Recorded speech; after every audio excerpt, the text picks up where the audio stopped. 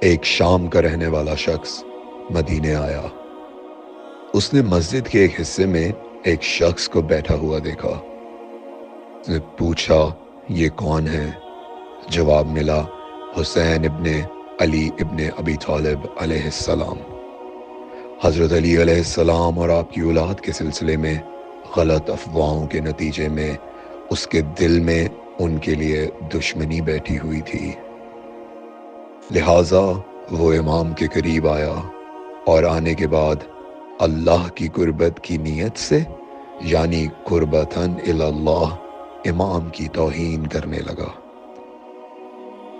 جب اس کی بات ختم ہو گئی تو امام نے اس کے سامنے بہت ہی نرم لہجے میں حسن اخلاق پر مشتمل آیت کی تلاوت فرمائی اور اس سے فرمایا ہم تمہاری خدمت کے لیے حاضر ہیں، تم شام کے رہنے والے ہو نا؟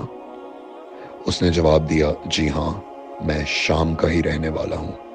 امام نے فرمایا ہم ایسے سلوک سے واقف ہیں اور اس کی وجہ بھی جانتے ہیں، تم ہمارے شہر میں اجنبی ہو، مسافر ہو، تمہیں جن چیزوں کی ضرورت ہے ہم اس کے لیے حاضر ہیں، تم ہمارے گھر ٹھہر سکتے ہو، تمہیں اگر لباس کی ضرورت ہے تو وہ بھی ہم تمہیں دے دیں گے، اگر تمہیں پیسوں کی ضرورت ہے تو وہ بھی ہم تمہیں دے دیں گے۔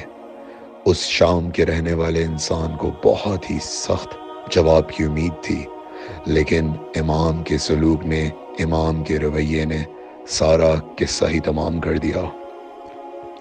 وہ شخص اپنے آپ میں کہہ رہا تھا کہ کاش یہ زمین پھٹ جاتی اور میں اس میں سما جاتا، مجھے کیا معلوم تھا کہ یہ شخص اخلاق کے عظیم درجے پہ فائز ہیں، اگر مجھے معلوم ہوتا تو میں کبھی بھی ایسی گستاخی نہ کرتا۔